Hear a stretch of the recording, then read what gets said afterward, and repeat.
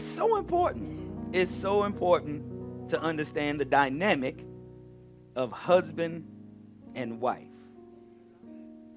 Man, I didn't plan this. The Holy Spirit did. Oh, God is good though, isn't he? I love the energy and what the prophetess was saying. I mean, that was a communion message. Y'all got two. And it just shows the relationship. It shows a person's prayer life that we all have.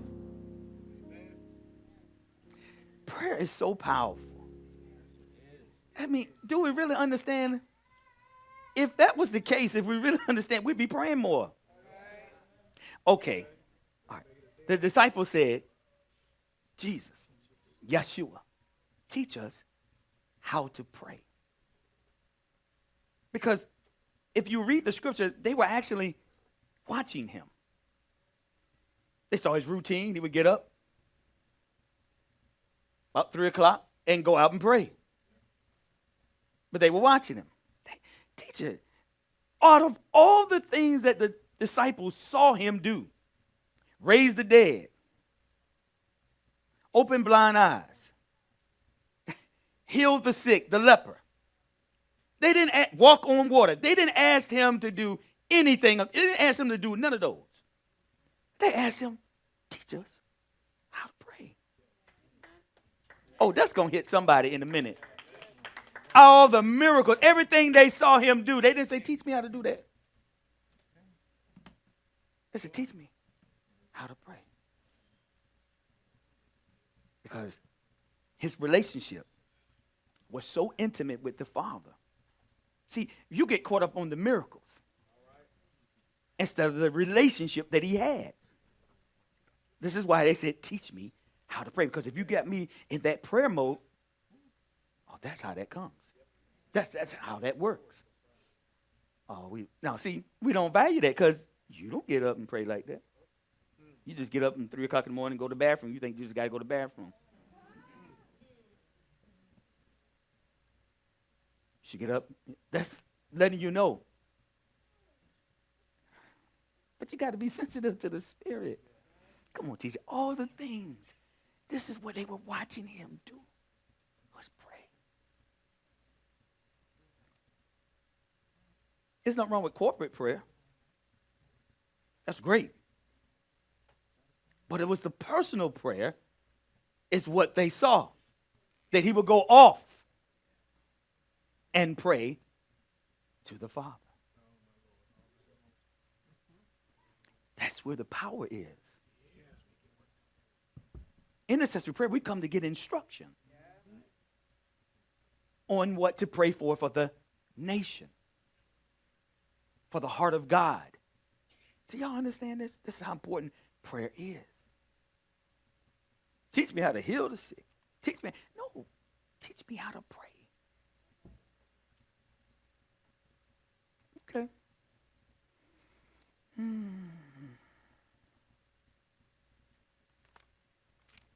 Where do I go? I was talking to some of the ministers yesterday. Can I share just a little few with you before I get into it? Okay. I was talking to some of the ministers yesterday. Right? We was working out at Let's Live, built by B. We was getting it in. Yeah. All right. All right. Some of y'all know what that is. All right. Anyway. So, and I had posed a question to them. I said, can I share?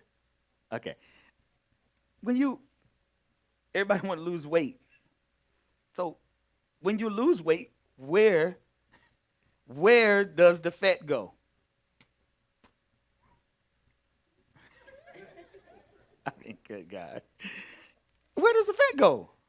Everybody's saying all these things. You expel it when you go to the bathroom and you do all those things and all this, is sweat and energy and all this. Where does it really go? Where does those fat cells go? I'm going to get to the point. Trust me. I always do. They was like, plainly tell us, Lord. Plainly tell us yesterday. Don't just keep doing y'all this. This is like Jesus said. Plainly tell us where the Father, who is the Father. Just plainly tell us. They were like, no, I'm going to tell you, but it's on the journey. So yeah, dragging it out. I'm trying to get you to think. I'm trying to get you to focus. Okay? So they said, well, all those things. And I said, no. Let me give them the short today. I'm going to try. So I said, well, where does it go? So it goes out of you. The molecules, the cell, all of that goes out of you. The fat cell goes out of you in your breath. Oh, what are you talking about? In the form of carbon monoxide. You know that thing that'll kill you? Right? Okay. So fat can kill you. So if it's deposited in the wrong places, like your heart. I'm working on it. Watch this. So that's how the fat, 86% of the fat is in carbon monoxide, but 16% of it is in water. Yeah, your sweat, and your urine, all those type of things. It comes out, but 86% of them fat cells come out of your breath. Everybody just said, I'm going to lose weight because I'm going to sit here and breathe. And it don't work like that. Not quite. Almost. But you need high intensity to expel more of the carbon monoxide. Okay. They're like, what? And I asked them, I said, well, where do you get your energy from? Well, it's calories. That's where you get your energy from. If your food is calories. So, no, but when you eat that food, does it turn, what happens to it? It comes out. The Bible even talks about that. What goes in the man's mouth, it comes. Okay. But that's the byproduct of the energy. So what feeds the corn? What feeds the vegetable? And I asked him, what is it? What feeds that? Sun. So the energy, it's not calories. The energy that you're eating is the sun. The waste is the byproduct of the material. Yeah, that's photosynthesis. But I'm telling you, so you're really eating the sun. Your energy comes from the sun.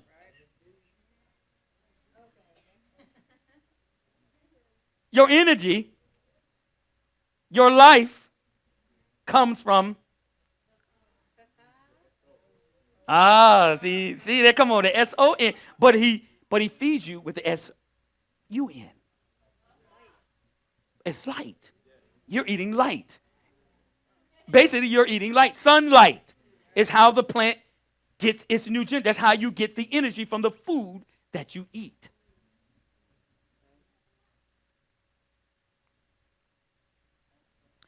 He said, I'll make my presence known just from the creation. So the only true way that you can get vitamin D is not by taking 5,000 milligrams. It's by being exposed to the ultraviolet rays of the sun. That's how he feeds your cells. But men still deny God. And it's plain to see. In the very chemistry, very biological makeup material of who you are tells you who I am. I am God. And God alone. Can't no man do that and explain that to you. Now, made it plain in my creation. Now, but you're listening to much of man's wisdom and knowledge. That's earthly. He made it plain and clear. The very food that you eat is me. How you get it into you is me. Oh, just some very simple photosynthesis. How? And you can watch it. The whole cycle. You're eating energy. You're eating light. You're eating light. In simplest form, minister, you're eating light. No, but you call it calories. That's where the energy, that's where the calorie intake of the food consumption that you have. It's energy. That's what calories are. Now you got all the synthetic stuff. And it doesn't produce a seed. GMOs don't produce a seed. And the Bible says that everything's supposed to produce after its kind. So GMOs don't produce after its kind because it has no seed in it. See, we think we're so smart. I don't believe in God. But the sun is feeding you. You could take it to S-U-N or S-O-N. But the sun is feeding you. All right, man. Shoot. And how deep can we go? Y'all be like, no, Pastor, I want to talk about my marriage. I am talking about your marriage. It needs the sun. Y'all not even getting it. Slip that one right up on in there.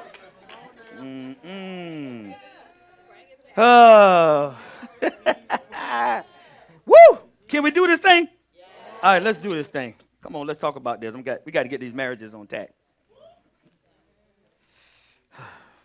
Okay. Minister, go to Matthew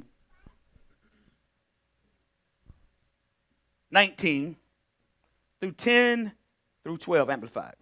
All right.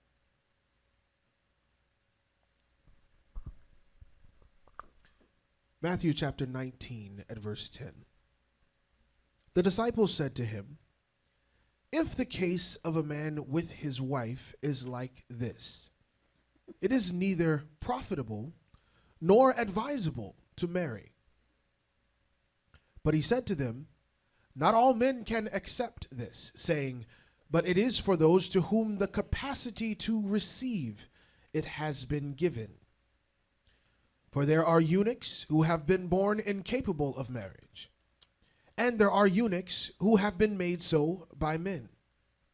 And there are eunuchs who have made themselves incapable of marriage, for the sake of the kingdom of heaven. Let him who is able to accept this, accept it." So there's three types of eunuchs there. Normally we just think there's one type of eunuch, right? Man that's been castrated, right? But there's a eunuch that one has chosen not to marry. That's a eunuch too. And most of your eunuchs were in the council, in the higher part of the government. Most of your eunuchs. So they won't distracted by sex. So they can focus on the governing of the kingdom. Okay, I'm just saying.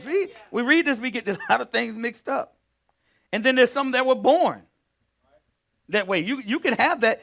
Some people just not going to get married.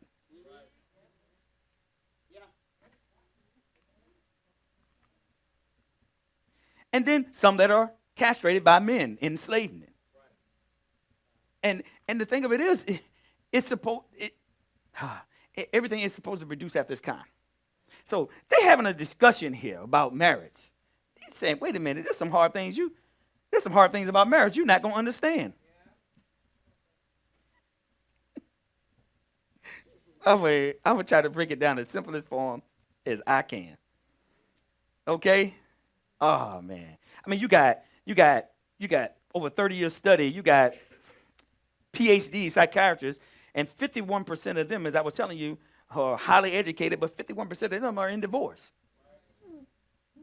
The person you're going to get help from. About your marital problems. Marriage, we got to talk about this. Seems to be the issue. Teacher. Talk about them eunuchs there in a little bit. Hold on. All right.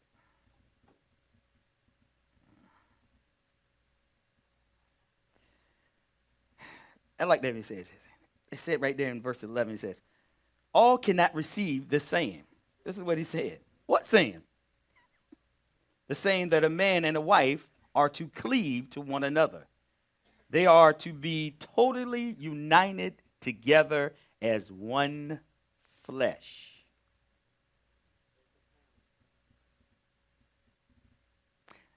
Wherefore we are no more twine, but one flesh. That's Matthew, same chapter, 5 through 6. This saying that is God and God alone who can join together a man and a wife. Hey, what are you saying, Pastor? I'm going to get there. Play close attention. Two things cleave. Listen, these two things cleave or cleaving and God himself are the two essentials for a true marriage. There's a difference. Okay. Because you can have believers and you can have, false believers. So you can have a marriage, but you can also have what God calls a true marriage. Okay. And he wants a true marriage. All right, I feel like I'm too far. I'll come up a little bit here. All right, because I got to read some stuff here. Y'all ready? All right. Here we go. We're going to find out some things today. I got some good stuff here. Many are living together who refuse to cleave and refuse to let God join them together. Mm-hmm. They are not willing to cleave, nor are they willing to let God make them one flesh. They're not willing to let God join them together. Okay?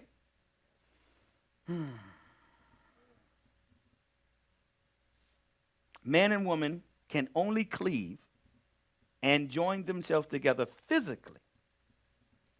God is not needed for a purely physical union. If a married couple wishes more than a physical union, they must turn to God. He alone can join them together as a couple spiritually. Yeah? Really? Let's find out some things here.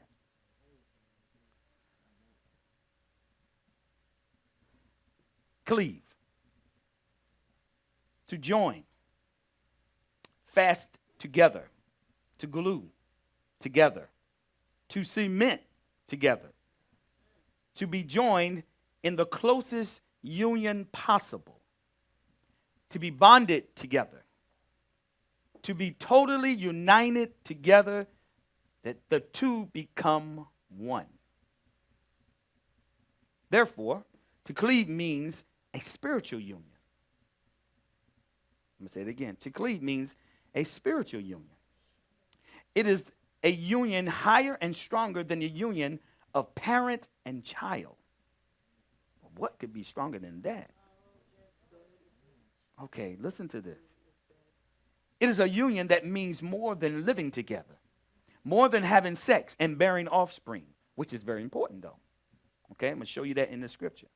Y'all know animals do this too, right? It's a union that, listen, it is a union that is wrought. Now, I'm going to show you something here.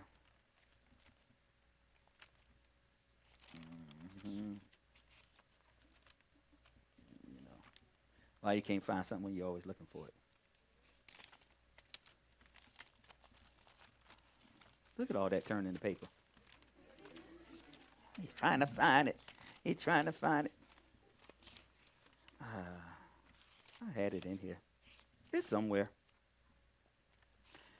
Well, wrought means this. Wrought means shaped, formed, hammered out. Okay? And when you see that word wrought, that's what it means. It means hammered. Okay, now listen. It's a union. Now put that in context. It's a union that is wrought by God and God alone. You got to do some hammering. Oh, man, y'all didn't get this thing. It is a spiritual union that takes place above the physical plane, okay? It is a spiritual fullness, a spiritual sharing of life together. A dedication, a consecration, a completion, a satisfaction that makes a person the exclusive possession of God and their spouse. I like that.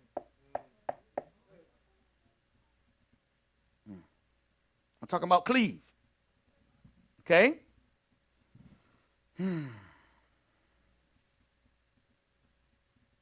Such a cleaving or spiritual union is wrought, as I said, hammered by God and by God alone. Both husband and wife must be willing and submissive for God to bring about such a cleaving to their lives. Y'all missed that word there. The husband and wife have to be, both of them, have to be submissive to God. See, we're not doing marriage right. We're not doing marriage right.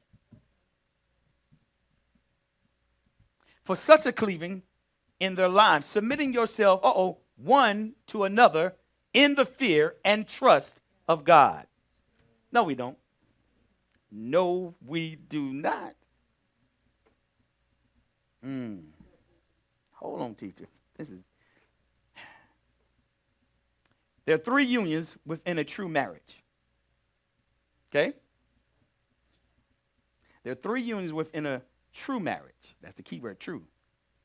A marriage that really cleaves and is really joined together by God. There is a physical union, the sharing of each other's body. That's 1 Corinthians 7, 2 through 5. You don't have to go there. Physical sharing cannot reach its ultimate fullness unless it is experienced while conscious of God's warm and tender mercies. So even in your physical, it's still not to its potential. Oh, marriage is serious. Okay, all right. Jeez, I'm about to say that again. All right. I said, there is a physical union, the sharing of each other's bodies. The sharing of each other's bodies. So you don't control your body if you read that scripture. Yours is not yours, and yours is not his, is not his. Yours is his, and his is hers. Y'all got it?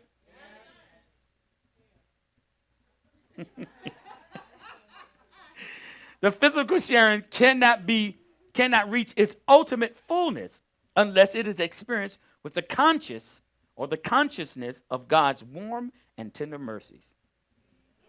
That's Ephesians 5, 25 through 33. We don't have time to read all that today. I don't have time for a whole lot today. All right. This is the mutant, number 2. This is the mental union. The sharing of each other's lives and dreams and hopes, and the working together to realize those dreams and hopes. Y'all hear that? Y'all hear that connector word? Working together for your hopes and dreams. Oh, we got some stuff here. Y'all just wait. Just the appetizer. Okay? It's important to know that this union still deals only with the physical and material world. Then third one, there is the spiritual union, the sharing and melting and molding of each other's spirit. Somebody saying, this is a lot of work, Pastor. No, it's not. This is what God expects.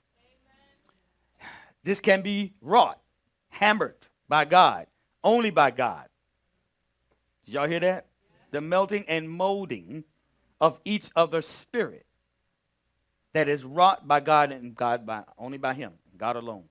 Therefore, there has to be a sharing together with God, for there is to be a nourishing and a nurturing of the spirit. We're not tentative. Because we don't understand. There's no value to your wife or your husband. There's no value. You haven't ascribed any value. This is why you can do and say anything that you want. Because it's really how you feel. And you haven't consulted how God feels. God is against divorce. He is.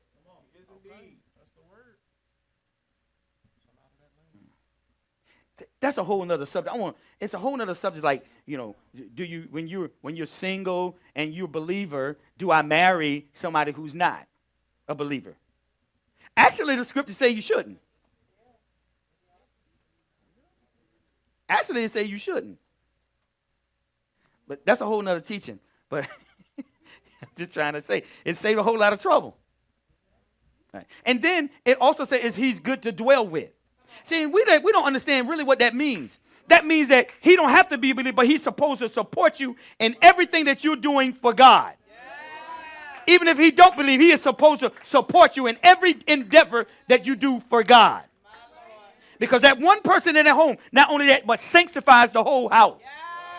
Your children are not unclean, according to Scripture. Because one is sanctified. This is serious. Woo! That's a whole other teaching. We have to get in that because we're like, what are you doing? This is what the whole problem with the Corinthians were. They were heathens. They were getting in all these situations, and this is why you're hearing this scripture now, because they were saying, well, we're saved now, and she's not saved, so I'm going to divorce her. No. We both were heathens, and we came into belief together. And one of us came and one of us didn't. Then they say, oh, we should divorce you. No. Mm-mm. No, that's when you're supposed to be patient now. And the sanctified, set aside wife sanctifies the husband. But she got to be 100. And the husband can do the same thing, but he got to be 100. That's the word. But if he's not there or she's not there, then the Bible said that for you to be with him, he's supposed to support you or her supposed to support you in every endeavor that you do for the kingdom. Without excuse. That's the word. All right. Thought I put that out there, make it plain and clear. I got to save some time. I got to save some time off right quick. Hold on. All right. Someone to another. Amen. Okay. Yeah. Let me. Oh, teacher, I want to go a little further, but I can't because I got to really save my time. Okay. No. Okay. But I got to get to some points today. Okay. We got to get to some points today. All right. Here we go. Here we go. Y'all hold on, okay? I got you. I won't let you down. I won't. I promise you I will not. Okay, here we go. I'm going to say that one more time. Jesus was saying in verse 11, not everyone is ready for this, and this was at marriage. Marriage is such a beautiful idea. Only God himself could come up with it. Marriage. Marriage is God's product. God's ideal. Marriage was not created by the government or Congress. Yet they all in your marriage. Okay. No one should be tampering with God's product. Come on, Dad. This type of tampering causes social failure. Social failure. You know when you buy a product and it fails, y'all have that little tag that says, take back to the authorized dealer? The one who manufactured it. Do not take this product to an unauthorized dealer. If you take it to an unauthorized dealer, I will cancel your warranty. This is what humanity is doing with marriage. They're taking it to the government to establish what you should and shouldn't do in your marriage.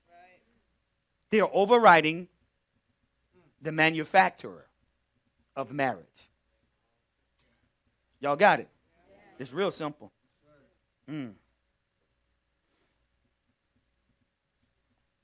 So stop taking your marriage to unauthorized dealers to try to fix. That's your mama, your dad, whoever.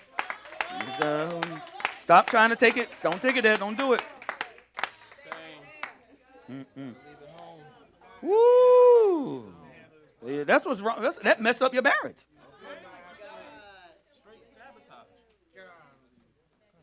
No, I'm a pastor who know what it's like to be divorced. I've been there, so I can talk about it. I've been in blended families, so I can talk about it. I'm qualified.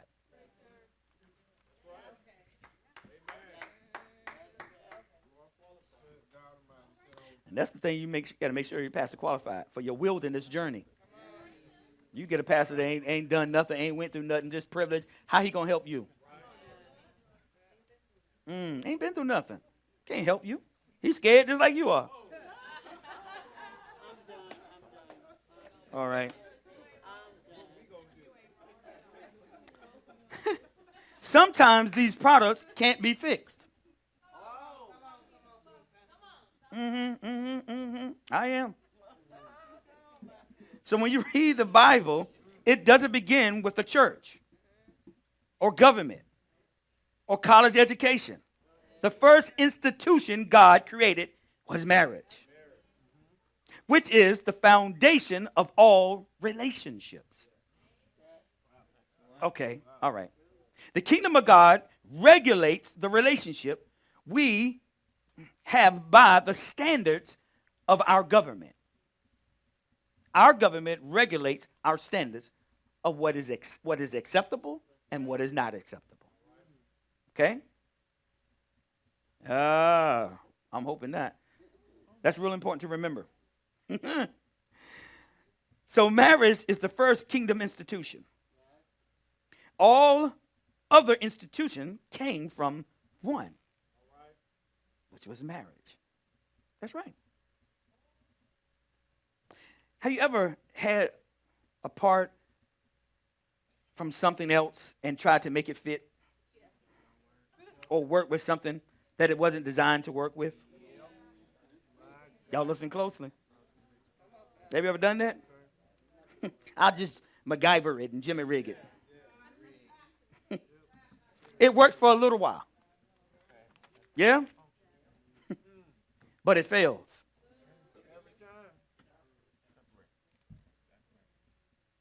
This is how some of our marriages are. Wrong pieces to match with your future and your destiny. I got more. Okay, wrong pieces. Sometimes it's just that small little part that doesn't fit. You can't force that part to fit.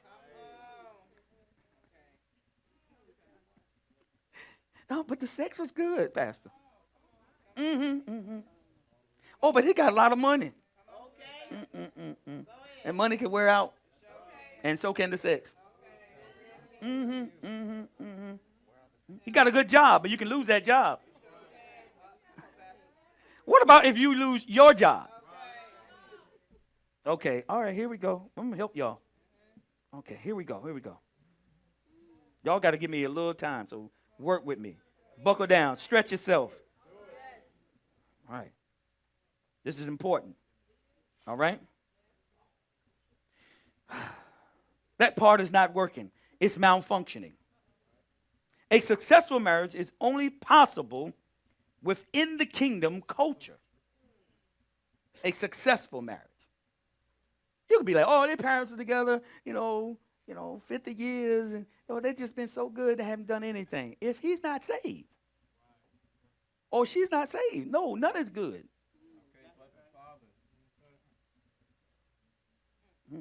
What about Papa thoughts? Yeah, no, but he's a good guy. All right.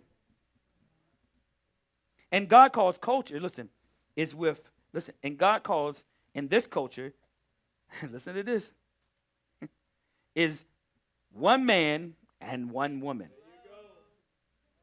Okay. It just don't even make sense. It don't even make sense. I'm going to show you why it don't make sense. It's with one man and one woman. That's in the kingdom. You can't make it in the kingdom. That's what, okay. He made parts. And he knows where those parts go.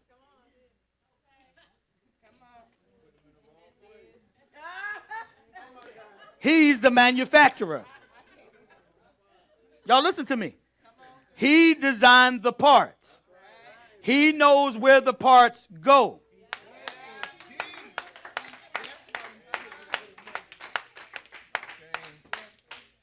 He's the manufacturer.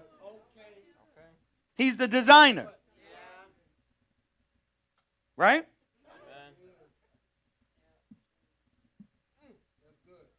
See?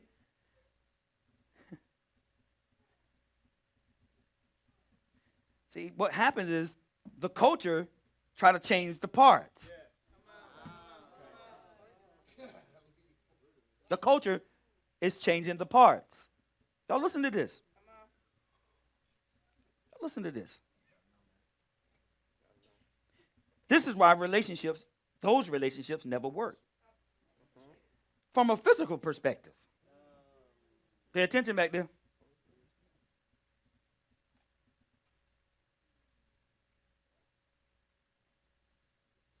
If your purpose was to have breasts, you would never need any hormones to have breasts. If that was your purpose.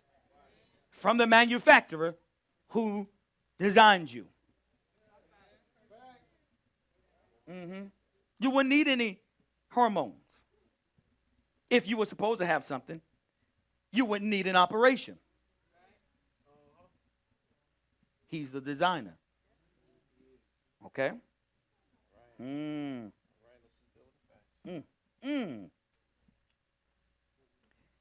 See, all of that, snipping and tucking and all of that, this is man trying to make the parts fit.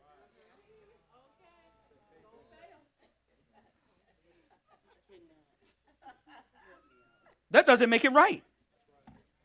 That doesn't make it right. This ain't your product.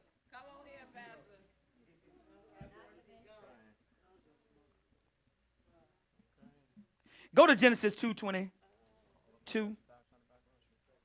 Y'all gonna let me finish this? I'm almost there. Y'all just roll with me. Trust me, it's gonna be good. Air is right, temperature's good. Ain't no crying babies. It's good. Woo! Glory to God. Go to Genesis 2:22. Genesis chapter 2 at verse 22.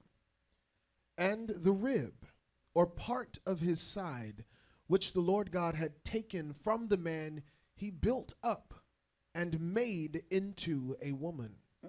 And he brought her to the man. Go ahead. Now, the word brought there means that it means display.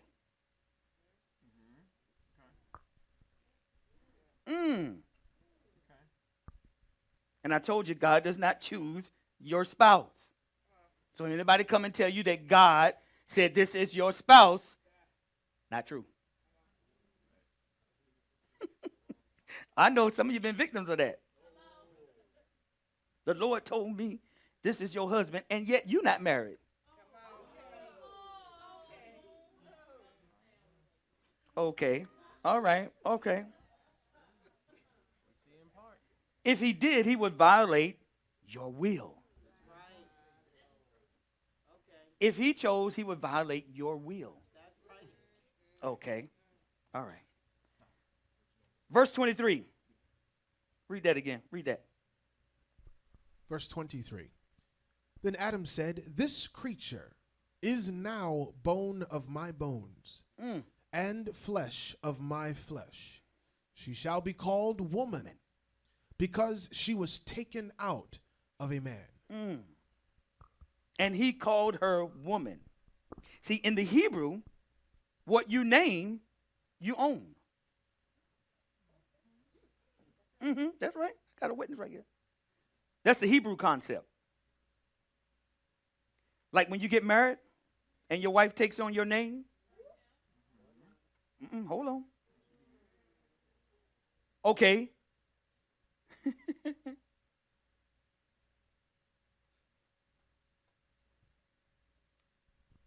Listen, when I got married, teacher took on Walker. I own that name.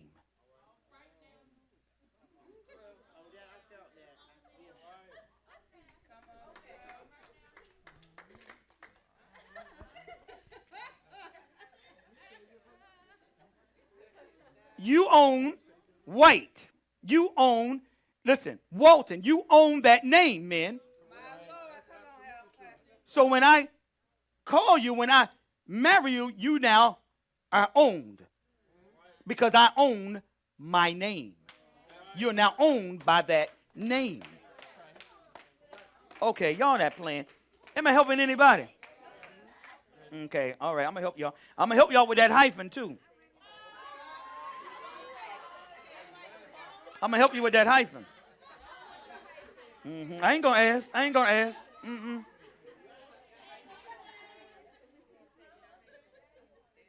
See?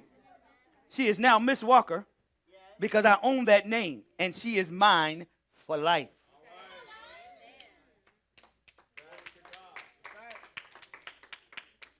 No, you can do what you want to do and change the order thing, but I'm going to help you with that too. God's not playing with marriages. Okay? All right, teacher. Let me get this thing. Y'all, they doing good today. Woo! Anybody thirsty, get them some water. All right, here we go. Going to help some people.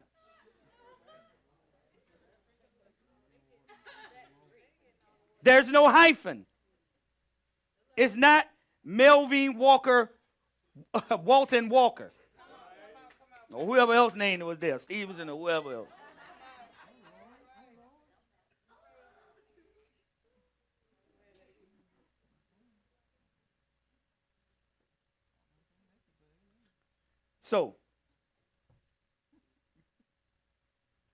So if teacher had hyphenated her name, that would mean that she was not completely submitted.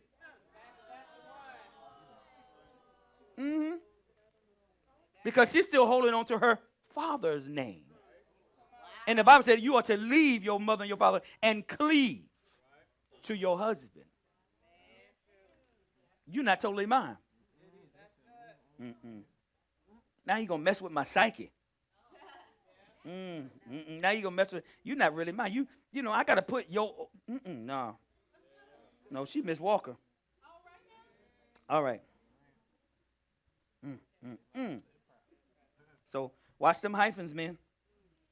If she talking about she still want to keep that, signal flag, just in case. Nah. And if you took it as name, take your name back because you're no longer underneath that authority. Get your name back. But if you haven't, then that's on you. I'm just telling you. All right. Glory to God. Woo! I'm no longer his property. I'm no longer his property. I'm not under. Okay. All right. Okay. See, in the Hebrew, the minute you name it, not only the minute that you name it, you're now responsible for it. Now, I'm totally responsible for you. You took his name, then he is totally responsible for you. Your emotional care, your mental care, your physical care, he is now bound by his word, his name, to take care of you. Am I helping out some of the men? Oh, so you got a powerful, you don't understand who you are and your name. You own your name. Your name will go down to your son, and your name will be mighty in the earth. Your seed will. See, you don't understand your name. Power of that name. My goodness. Jesus, let me get this thing out of here. Adam said you should be called woman. Adam said you should be called woman. And then Eve. Y'all missing it. He first said you should be called woman, but then you should be called now Eve. She went from woman to wife.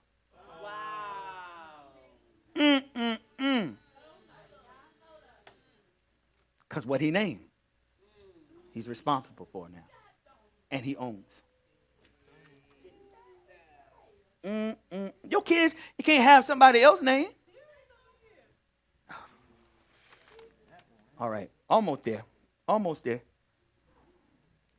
Woo! Here we go. Y'all got that? Good gracious. Let me see. So kids, since we're talking about kids, minister, go to Malachi.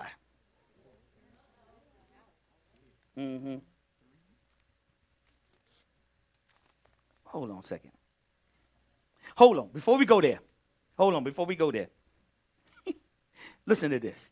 Can I just go back to cleave just for a minute? Cleave means also to, listen, follow hard. Overtake. Stick. Keep fast together. Abide. Close. Joined. Pursued. Take. This is what cleave means. This is what Adam was supposed to do. He was supposed to, chase her.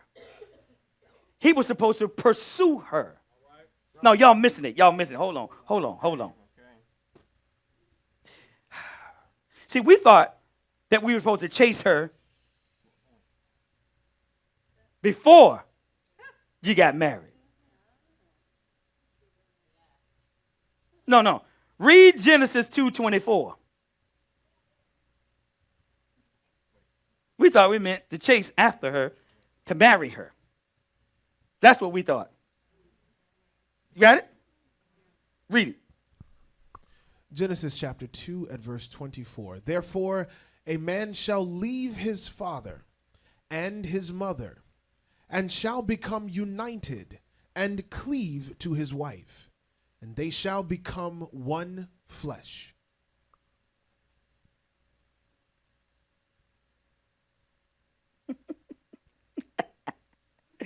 Woo!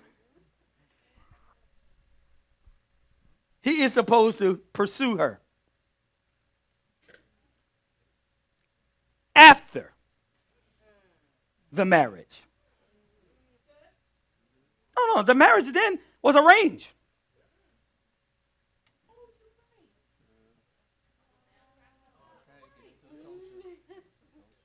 No, after he said, I do. Now the chase begins. Come on there. Oh, she adjusting her seat. This is like teacher. All right, here we go.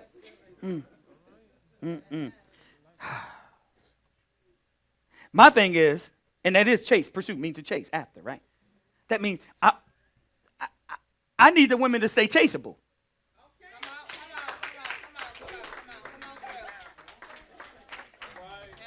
If you were managing your weight before the marriage, after the marriage, you should be managing even more. The chase doesn't start before. The chasing begins after. After. That's my wife now. That's wife. It didn't say fiance. Cleave to his wife. Cleave means to pursue. Follow hard. Okay. See, we got it all wrong. Americans. See, we don't even know how to act in the kingdom. Okay, here we go. We're going to get this thing. Y'all ready? Come on, just stay tight with me. I need the women to stay chaseable. I told you, if you watch your weight before, you should watch it even more after. Got to make sure he don't get that eye. That eye. See, but that's a whole nother subject. We're going to get in. We can stay there for a while, right? Y'all want me to keep going? Okay. And the Bible says that they become one flesh. And the Bible says that they become one flesh. They become. That means there's a process. And they become one flesh. Becoming is a process. Okay. So when I say I do at the altar, you're not one flesh then. No, you're not. You're not one flesh when you say I do. Okay. Guess that's the beginning of the process. Amen. The only reason marriage seems to be complicated is because the lack of knowledge. And wisdom. Oh, did y'all hear that? When you say I do, that is not, you're not one flesh yet. That's just the beginning. It's the process. Okay. Whew. No, they didn't. They didn't know. Why? I got something for that too, teacher. Listen to this. In other words, you need to have someone as an example to glean from. You can't wing marriage.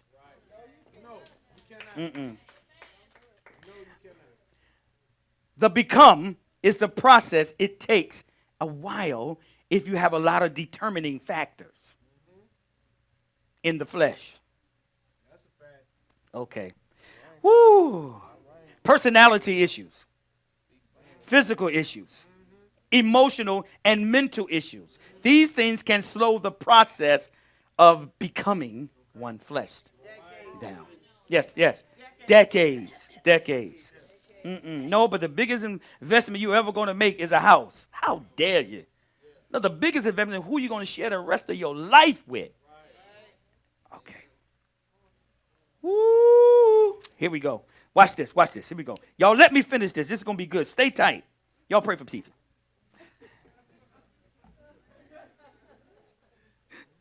Genesis 2:25. Go ahead, 2:25. Come on, teacher. 25. 2:25.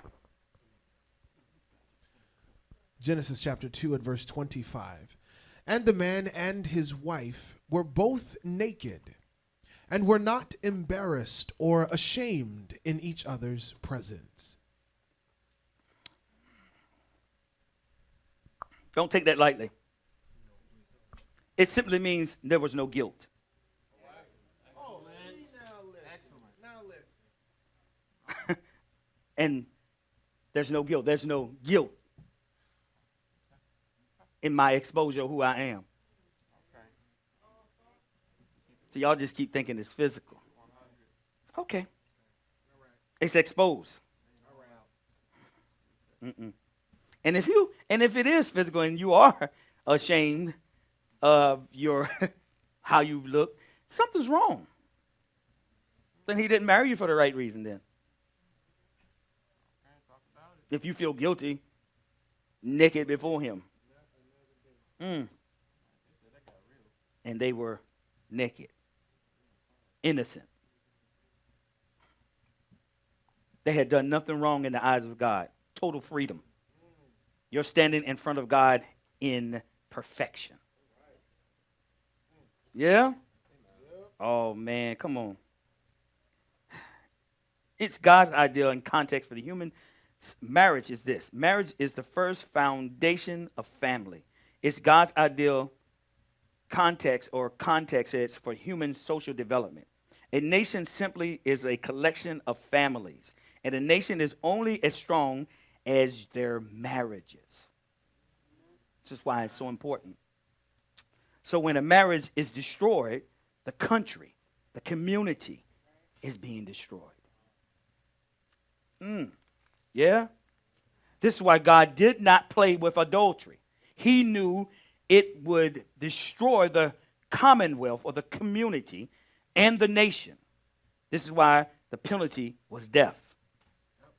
He gave death as his penalty. Marriage is designed to keep us safe. Marriage is designed to keep us safe. And away from destruction. That's what marriage is designed to do. Oh, come on, y'all.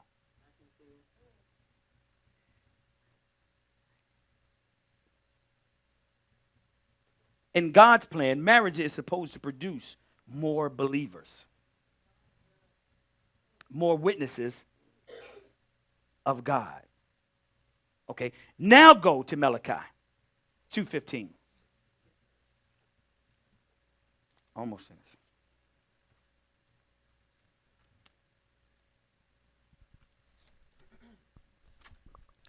Malachi chapter 2 at verse 15.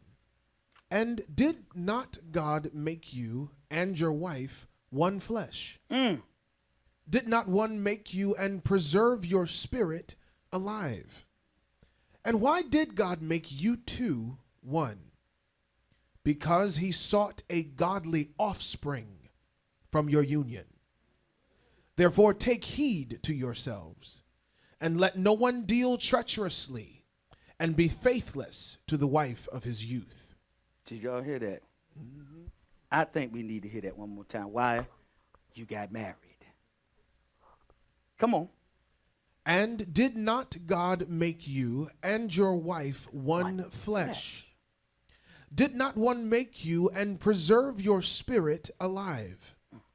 And why did God make you two one?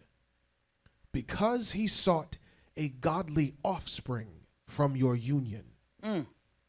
Therefore take heed to yourselves, and let no one deal treacherously, and be faithless to the wife of his youth. My goodness. So in Malachi 2:15, the men of Israel were guilty of being unfaithful to their wives. This is what this is about. So you make sure you got to know the backdrop, what was going on. They were being unfaithful to their wives. They were committing adultery with unbelieving foreign women and marrying them. They were divorcing their own Jewish wives to do so. Malachi strongly condemned these men. God's not playing about his covenant. When you get married in the kingdom, you are actually, now listen to this, calling God to be a witness. You're in the kingdom now. See, your vows are not to each other, it's to God. And you called upon him in this union saying, God, be my witness. To my vow. Oh, man. See, we don't take these vows so serious. We don't take them. You don't get the proper training when you're about to get married. No, we're going to make sure you are in the right place and you understand why you're getting married. Oh, you waste so much time. Pain and turmoil and hurt because of that vow that you made. Easy to get in, but hard to get out. You don't even need a lawyer to get married. But you need one to get out. My goodness. Listen to this. So you're actually saying, God, be my witness of my vow to you. I mean, you're talking about truth. Listen to that. You ask God to be a witness to your behavior. You're asking God, when you got married as a king, you're asking God to be a witness to your behavior, to your obedience. And you do what you want to do no matter the situation. Now watch this. Love is not the qualification for marriage. Every divorced person, I told you, was in love with that person that they're now divorced from. So it can't be love that keep a marriage together. Love does not guarantee success in a marriage. Love does not bring, listen, love does bring happiness, but it doesn't bring what it takes to make a marriage work. How's that working out? Who in your marriage, are you in your love or are you in God's love? Because God's love takes no account. It seeks the best in every situation. That's right. It withstands under every circumstance and situation. It does. It bears up under it all. So you know who love you're operating in. Love doesn't take the account of wrong done to it. But you do. Okay. So now you know who love you're operating in. I was married for 13 years. And my wife at that time messed around with me. And I haven't mentioned it after I forgave her. I never mentioned it for 7 years. And I ain't have the Holy Ghost.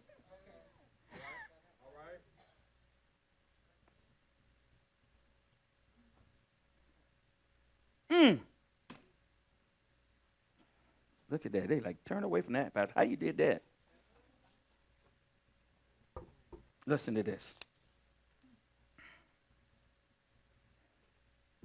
The most important thing that makes a marriage work is knowledge. It's just like anything else. Right? Plane, you flying a plane and the plane going down, you don't know. The reason you can't stop the plane because you have no knowledge of how it works.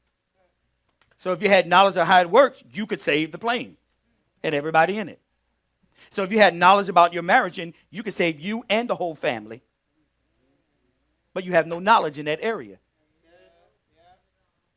So that's what keeps a marriage together. It's knowledge. Teacher, hold on. Many people go to the altar in your feelings and not in your right mind. Dressed all up, made up, and insane. Oh, a crazy person. Yep. That's what happens.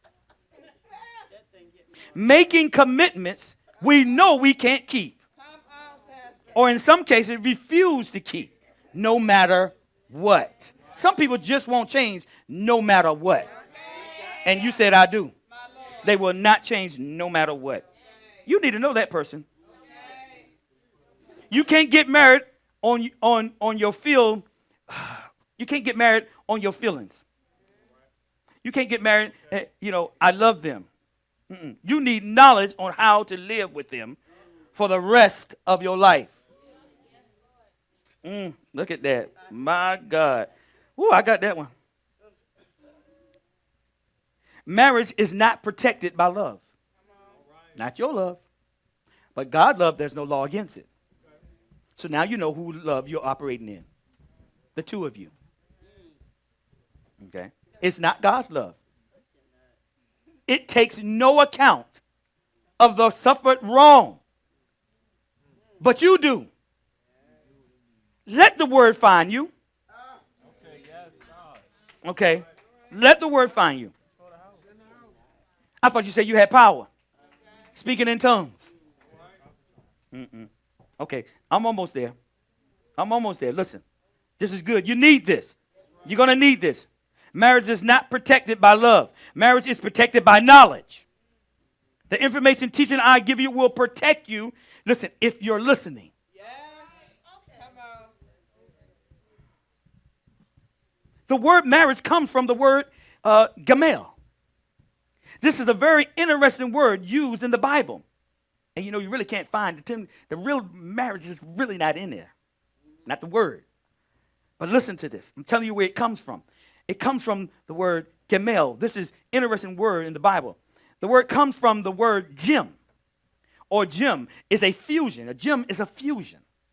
The word fusion means the process or result of joining two or more things together to form a single entity. Okay. Did y'all get this? Pay attention. I'm almost there. Listen. This is very interesting. I said the Bible, the word marriage comes from the word gem, and the gem is a it's a precious stone, right? Right? A gem is a fusion. What it is a fusion. The word fusion means, listen, the process, that gem is a process of result of joining two or more things together to form a single entity. So gems like diamonds, sapphires, emeralds, rubies, all of these, listen, products come from heat and pressure. All of those things are produced by heat and pressure. Listen to this. Interesting why God used that word for marriage, gem, or gamel, right? So marriage is a fusion that is made valuable under pressure. I cannot. So marriage is a fusion that's made valuable under pressure. Oh my God. So it takes heat to make a good marriage. Just like that sword. In order for you to have that sword, it got to be put in the fire for it to be tested, refined, tempered for what? Battle. So when you go out and will it, it won't break because we got all the imperfections out of it. That was a cobra. Hold on. You know, a spitting cobra. I'm sorry, y'all. It happens up here. Here we go. Listen to this. So, marriage is a fusion that made valuable under pressure. You know, y'all want to leave when the pressure going. So it takes the heat, listen, to make a good marriage. A diamond is the hardest substance in the world, and it takes another diamond to cut it. Nothing on earth can cut a diamond except another diamond. So marriage is a fusion of two distinctly different humans, male and female, into one flesh. So marriage requires a lifetime of fusion to be completed. Y'all ain't ready. So marriage requires a lifetime until death do us part, a fusion to be completed. I'm working on mine, and I'm still chasing after my wife. Yes, I am. I'm in pursuit of happiness. Glory to God. Y'all don't understand it. And then when I stand before God, it's perfection because it's, listen, because it's what? Innocent. Y'all ain't ready. Y'all ain't ready. Y'all ain't ready. So a true marriage is supposed to get stronger under pressure and not weaker. Oh, bam, I'm going to throw that one on out there for you. Man, I thought all the Americans would be like, yes, yes, woo! I'm trying. You're going to be prepared, though. I'm telling you. Woo! You taking it in? All right, you got to. Don't just let anybody step to you. Qualify him. Where are you going? Because I might not want to go where you're going. I want to know where you're going. Do you know where you're going? Because I'm not following you. I'm designed and built to follow. All right? I know you got that. Come on up, teacher. Come on up now. Listen, I didn't go over that much. Listen, see, this is good. You got to stretch out a little bit. God's institution of marriage is only successful by heaven's standard, not the world. Okay? This is important. Thank you, thank you, thank you. So if you ain't get anything else out of it,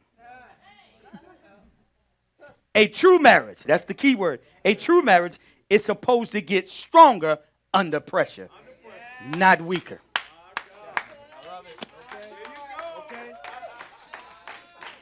Teacher. Hey, teacher. Yes, sir. Still pursuing you. Yes, you are. Yes, you are. It's a lifelong journey. I'm enjoying the pursuit of you. Chasing after you. Towards Right. me. Okay. That's biblical. Can we really give God a hand clap of praise? Let me finish it. This is how much He does. He loves us. I really want us to understand that when it comes to marriage, it was so key, Pastor, the one word, knowledge. Just from my experience, because I'm a person that doesn't like to take the long route if I don't have to. But if I have to, I'll take the long route and the most painful route if I have to. And if it's part of my process, I know it's necessary. But if it's not part of the process and it's not necessary, I'm a person who don't like to waste time. With marriage, with knowledge, That's the thing, we don't take the time to gain the knowledge of the individual.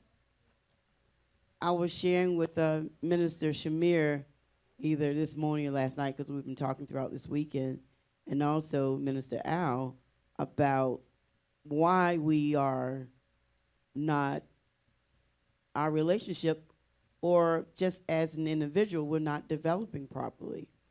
I said it's one word, it's disobedience. Disobedience create, and that's in a relationship in marriage. It's in a relationship with friends and family. It's because, and I was just getting ready this morning, and God just brought it to me. He said, disobedience brings alienation. It brings a separation. It alienates you from.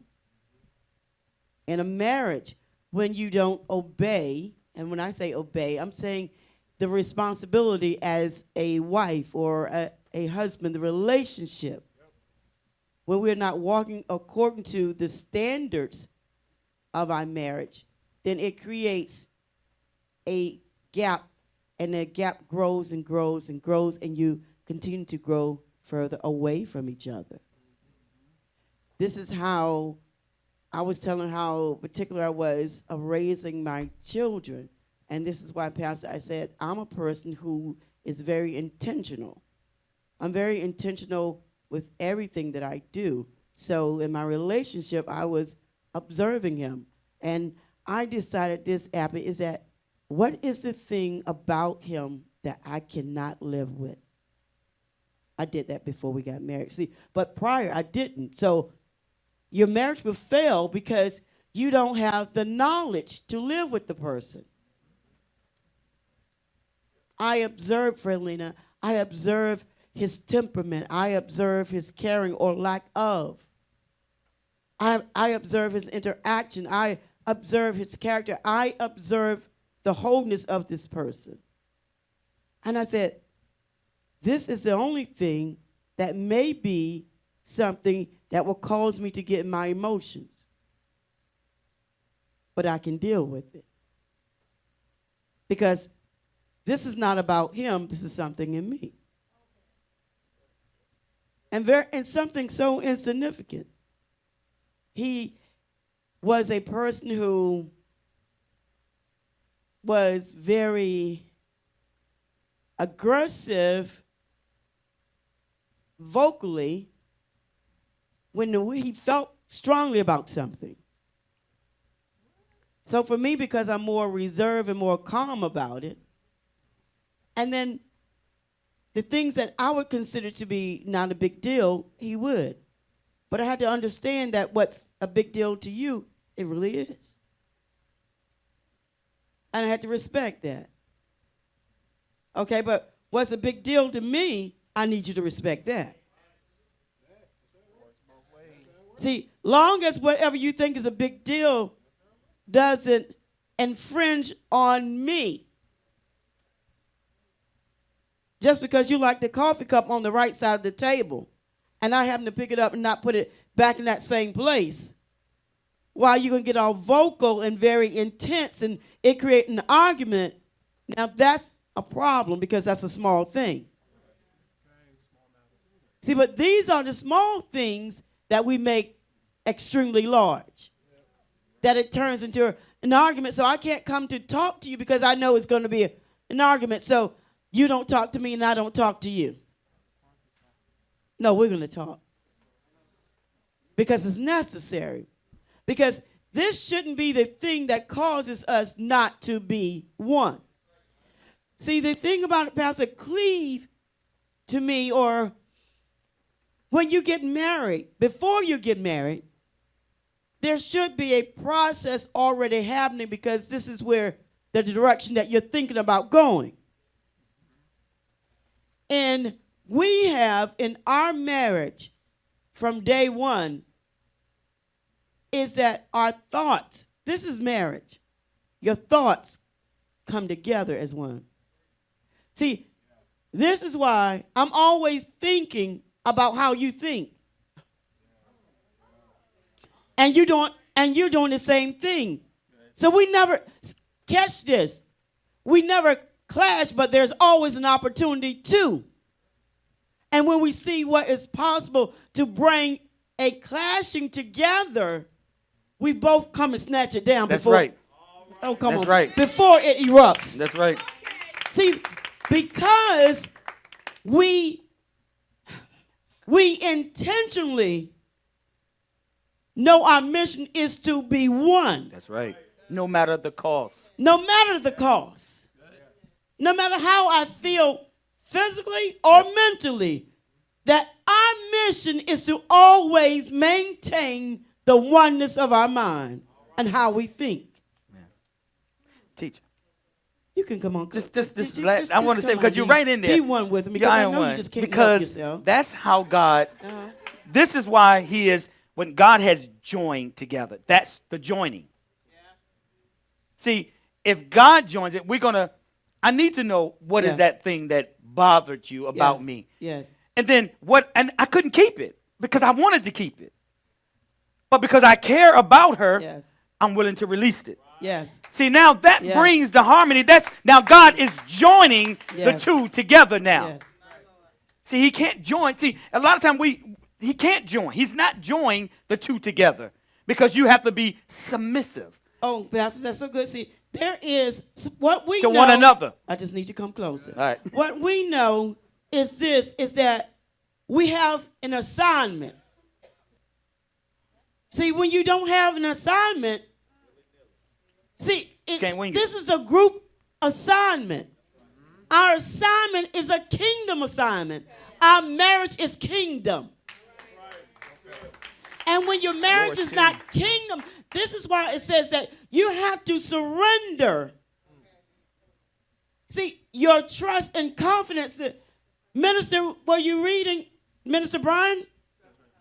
Trust and is a personal individual. There's a personal trust and confidence in God. See, I have to surrender my trust and my confidence. See, because the first clinging that has to happen is your clinging with the Heavenly Father. Has to be. There's no way I can cling to you. It's no way. I don't care how you think your marriage is working. It's a lie. True love. Because if you have not bonded yourself Chase. together with God first, there's no way I can bond with you. Got to be chasing, pursuing him. This is why there is so much disruption in the marriage, because there's not an absolute bonding with the Heavenly Father right. first. That clinging has to happen Yep. first. Because, see, and that's the journey and the knowledge. See, I had a knowledge in my prior marriage. I had a knowledge. Look, I had a knowledge that we wouldn't be one. I had a knowledge. I had a knowledge. A knowing. I had to assess. I'm always assessing and also addressing. Yes, she does. I am assessing and addressing. See, you can assess something, a situation, and then you don't address it. That's right. See, if I don't confront what it is, because I think it's going to be an argument. See, it's already an argument. It's already an argument in your silence. Uh-oh. I had to really set aside and assess, first of all, myself. What do I need to get closer? And I'm What doing is the same blocking thing. me? Look, what is blocking me from my assignment? But we're not willing to see, the time shouldn't be the time in your marriage when you're preparing to be one. The time should be spent outside of premarital of me gaining knowledge. How long? And that was a good thing, Minister B. How the Word of God says, how long would you be with me and really not know me? Or how long do I have to bear you? See, God can bear you forever. But the thing about it is, it's no benefit to you. He said, how long will I have to bear you in this behavior? That's right. He was presented to the individual to change their way of doing. How long? How long will you be caught between two opinions? Choose. It's a timing, and it's working against you because you are not on assignment because I have to bear you. That's good. That's the one. How long? You're focused on, I'm trying to bear you and your, it's our situation. How long do I have to keep this being my focus? When do we come together and be about our Father's business? And not the issues of the business in the home. Yeah. Marriage is so sacred. It's a beautiful union. Yep. See, but it has to be orchestrated by God and not you. And it has to be a submission to one another. Yes. I have to submit to her, and she submits to me. So when we're both submissive, there's no conflict Yes. that can't be handled. Because you actually care. I'm glad she told me that I was loud. Not knowing that was my gifting, though, in the kingdom. But I was abusing it. But anyway. Yes, yes. I was See, but that abusing was a small, see, these are small things. These are small things. He's kind, always loving, and ready to forgive. He's very generous, always giving, always thinking. He always held me on his mind. See, again, it's the knowledge that I gained about him and the purpose I saw in him. And it was my first assignment is to get him to see his assignment. She's designed to work But with a the work wife, of the man. a wife, That's right. a godly wife, she sees a king that doesn't see himself as king. No. Good. No. And I see, but there's a knowing he has all the qualities, and not only that, I know he has the will to do. Not only would want to do, but would have the desire and be up for the challenge to do.